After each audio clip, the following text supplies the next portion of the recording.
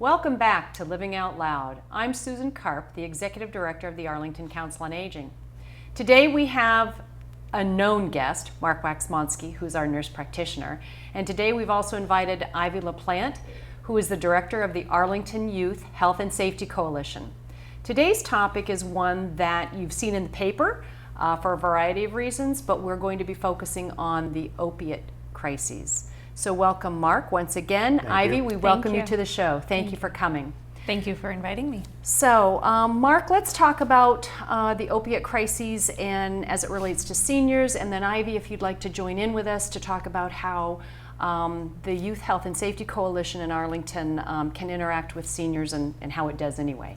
Sure. So how the opiate crisis has been affecting seniors. So as we age, oftentimes we have chronic health issues that require multiple medications to manage. Sometimes that pain is intolerable to the extent where opiate medications, which are very strong pain relievers, are used to treat that pain. And oftentimes this pain is chronic, and sometimes through surgical intervention that pain can be alleviated. Oftentimes, though, due to a variety of factors, they can't have surgery or other health issues, they get prescribed a pain medication. And as a result, because of extensive use of opioids in the medical practice, there are a plethora amount of opiates on the quote-unquote streets in people's homes, just where folks have easy access to them, which makes it easier for other individuals to have access to that medication and could potentially cause situations where that substance is being abused. As we know, opiates are highly addictive. They cause the body to slow down. They cause a sense of euphoria if you take them, producing a quote-unquote high, if you will. Mm-hmm. And it's very difficult for individuals to stop using because of that addictive nature of the medication. Folks, if they have to, what we call detox from it, typically have to be supervised for it, manage the signs and symptoms of the detox, and then supportive services elsewhere to treat the addiction piece of it. So in the sense of how the crisis relates to seniors, again, it's seniors have access to it because of health issues, and which makes it easier for other individuals to access that medication. Okay, now, so we use the word opiate, you hear opioid. Is that Advil? Is that Motrin? Is that ibuprofen? Help us understand what that means, because from a senior's perspective, it's not out on the street. It's in their medicine cabinet. It's on their kitchen counter. It could be on their bedside stand. Sure. So what are we looking at? Yep. So there's a variety of different types of pain medications. There's opiates, there's NSAIDs, and there's a couple other ones that are kind of off-label use. But NSAIDs are your ibuprofen, your Advil, your Tylenol, baclofen, tramadol, kind of synthetic opioids, but are actually NSAIDs. And then you have your opiates, which are well, let me ask you though. So are the NSAIDs that you've just mentioned, are they addictive? They are not. Okay. Correct. So that's the difference between what might be in the kitchen counter or the medicine cabinet versus Correct. What you're ready to talk about now. And so your opiate medications are your morphine, Dilaudid, codeine, Percocet, Vicodin. There's a couple of fentanyl is another popular one, very strong medication, and there's a couple other ones that are escaping me at the moment, but those are the more popular ones that we find individuals using and unfortunately abusing. Okay. So let's talk a little bit about how we interface with Ivy. So Ivy, I want to say welcome. How about if you give us a little bit of background on who you are, what your organization.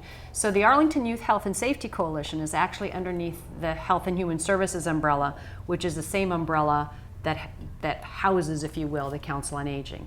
So we do see Ivy regularly. And so Ivy, tell us a little bit about yourself, the piece of the organization that you manage, and how we interact. Great. Well, thank you again, Susan, for inviting me today. Our Arlington Youth Health and Safety Coalition focuses on preventing youth substance use in Arlington. So what that looks like is a variety of different community members, such as police officers, parents, students, coalition members like myself, working together to prevent youth substance use. As you're aware, and as Mark said, we are in an opiate crisis right now. Unfortunately, there have been an increased number of opiate overdoses over this past year. I'm sure you've seen it in the news, especially with the heroin epidemic that's going on. And so our work is actually in prevention. It's preventing these children from being initiated to this substance use at an early age, such as you would in high school or middle school. So our coalition has several things put in place basically to aid in this prevention, and one of our focus areas is in prescription drug abuse. So we encourage our parents to lock up their medications, because what we're finding is students are reporting that they're using prescription drugs. Now it's only at 7%, which is really a great number, whereas last year we were at 10%. So there has been a decrease due to our efforts, which is fantastic news. That's yes. great. Yes, we're very excited about that. Still a ways to go, but we're almost there. So we encourage parents to lock up their medications. What parents are finding is that their doctor will say, oh, your child broke his knee. Okay, so here's a 30-day supply of Vicodin. Take as needed. And then what happens is these students are taking their pills maybe for 1 or 2 or 3 days, and then they have this large amount of prescription opioids that are in their medicine cabinet. So what you're saying, though, is that that's leftover. So even though they may be given a 30-day supply, Correct. they may only use a few days, and then they have the rest that are in the vial. Exactly. And so, as you know, that there's this crisis, and so it might be themselves, it might be their friends, it might be construction workers who are coming into their house and using their facilities. That what's happening is these medications are disappearing right from underneath the parents' noses, and so they're being diverted to use to be abused. And so we do encourage parents to lock up their medication, especially grandparents. Maybe it's not that you don't trust your child, but you're just concerned about the other people who are coming into your home to use, to help you out. So we just encourage them to lock up those meds and get them out of the hands of our youth. Another resource we have in town is a 24-hour prescription drug disposal kiosk, and that's located at the Arlington Police Department. It's brand new, it's just been renovated, so I encourage you to check it out. And the kiosk is available 24 hours a day for people to dispose of their unwanted prescription drugs. So if you have, 30 Vicodin, 20 Percocet, all these opioids that are in your cabinet, bring them to the police station and dispose of them.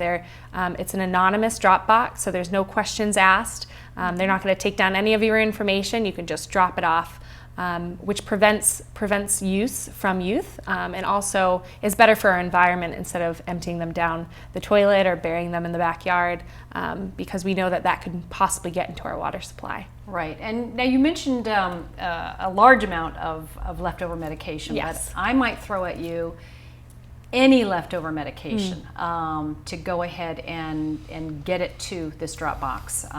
You mentioned not to flush it down the toilet or run down the sink or bury it in the backyard. Certainly if there is a senior out there that has medication that needs to get to the drop box, we by law are not allowed as individuals in Council on Aging to go to your home to pick up the medication to take it. Right. There are certain times of the year, I think the next one might be in November for these drop-offs.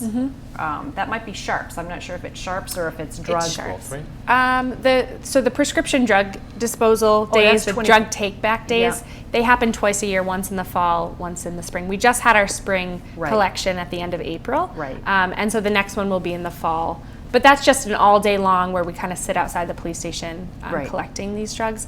We also are offering, we did offer it last year, we're hoping to offer it again this summer, where if you do participate in the Arlington Housing Program, we can come to your room and basically collect your pills for you. So it's the Arlington Housing Authorities. Yes, So correct. that would be the four buildings that are in Arlington. Okay.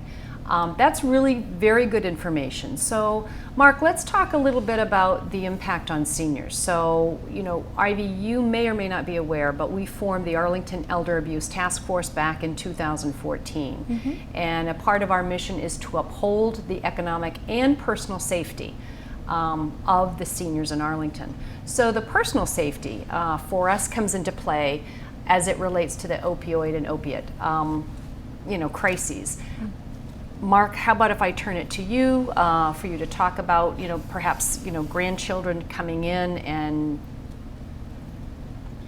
So, and I feel it should be anyone who may have Thank motive to have access to the opiate medications. This could be anyone from adult child, it could be a peer, it could be a spouse, it could be any relative, any friend, anyone who seemingly has immediate access to the medication. Particularly, I've heard of one instance where an adult child was overly imposing their grandfather to go to the ER to get a prescription of pain medications for that person's chronic pain. And the astute medical professionals that were there knew that something was going on, followed up, and it turns out this person, the grandfather, had been doctor shopping for the child. Doctor shopping is a term used where individuals go from different providers. If they're not getting one thing from one provider, they go to a whole bunch of different providers to try to get what they want. So that adult child had been pressuring that senior to go to a various number of doctors to try to get opiate medications so that it could be in hands of that adult child and could be subsequently distributed illegally. Right. And or these, used. Right. And these types of stories actually are basically a cookie cutter story from every community. So this isn't necessarily, it happens in every community, so is it happening in Arlington? The answer is absolutely yes. Our specific stories that we're going to be talking about, as I said, they're cookie cutter from all communities. So what we would like to do is to continue on with this. So how can a senior protect themselves then from that? So the Council on Aging is always a resource connecting with staff here about issues that they may be having. Certainly the police department or any other trusted professional who can subsequently follow up and try to intervene appropriately. So.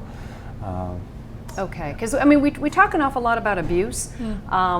When someone receives a prescription for a medication, we don't really perceive that as abuse. We perceive it as, and I think in the older population, and Ivy, you may know just because you're in our office, but there's a higher incidence of surgery, knee replacements, shoulders, right. Hips, and all of those require a certain amount of pain medication. And I believe there is a trend where doctors now are taking a look at how many opioids that they are prescribing for a particular kind of thing. And it's also a trend. It's also now state law. Certain guidelines provide a certain number of the opiate medication to be dispensed. Right. So just because you have that in your medicine cabinet or your kitchen counter doesn't mean that you're abusing. Correct. It means that you've been prescribed medication. If it was prescribed because you had a knee surgery and you're fine with that, and you still have it in your cupboard, you're at risk for anybody that might be entering your home. That's also one thing that is a part of crime. Homes are broken into, so it is not necessarily somebody that you know, but it could be somebody that is actually breaking into your home. The point is that when you receive medication for, let's say, a knee replacement, and a couple of months down the line your back is hurting, that prescription was prescribed for the knee. It wasn't prescribed for the back. So how these abuses occur is because you have something left over in the counter or in the cabinet in your vial, and you say, okay, well my knee's fine, but now I have another pain. So then you start self-medicating without even contacting your doctor. So these are just some things to be aware of. Yep. And I feel like it's important as well to note that literally it could take one pill for someone to get addicted to the substance. That's really scary. I mean, I can't imagine, but for myself, but I am just as much, I think everyone is vulnerable. It's not your neighbor, it's not somebody across the street, it's not somebody that you read in the paper, or the fact that they weren't raised like your kids were raised. It all has to do with the body taking a man-made medication and putting it into your body, and the reality is, you know what, maybe it's good to have just a teeny bit of pain. That said, I am not your doctor. You have to listen to your doctor. So is there any other thing that you might be able to shed light on, some things to be thinking about? I think the last point I kind of wanted to mention was we think of the opiate crisis affecting the entire population. It's younger folks, it's middle-aged, it's adult, it's young adults, it's also seniors as well. So if you feel like you're overly relying on your medication, even though you may not be in pain anymore, and you're finding yourself struggling to cease the use of opiate medications and have been trying to find it in avenues that are non-prescribed for you, and you feel like you may be addicted, is to seek out those treatment resources to withdraw yourself, get the supports needed, and handle that addiction if that's something that is becoming a problem. Right, and you know what? It's very subtle because oftentimes the reason that you reach for that second pill is because your body is like, it's looking for something. It may not need it, but it's looking for something. So it can really be very subtle when it goes from taking your pain medication for your surgery, putting it away, and then finding that you might need it again. But these are always good things to have a discussion with your doctor. We're municipal employees, we have a mission. There are certain topics that, certainly Mark as a nurse, certainly Ivy as the director of Arlington Youth Health and Safety Coalition, you're naturally, going to be involved in things, but we do like you to have conversations with the professionals that are in your life. So Ivy, as we wrap up, is there anything else that you'd like to say? Sure. So what Mark was saying about this epidemic hitting everyone, there's no truer statement. Not only does it hit every family, every person knows somebody who suffers from an addiction, whether or not it's alcohol, it's food eating, and it might be prescription opioids.